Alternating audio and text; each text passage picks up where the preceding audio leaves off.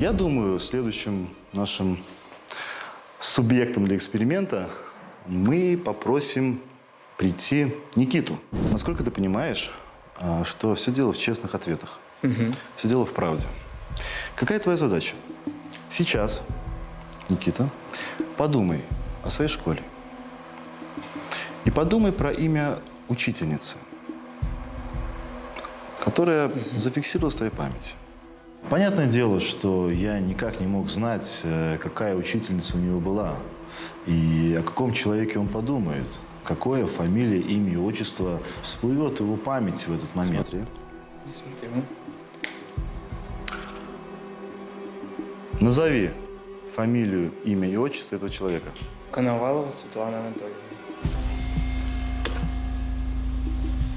Не.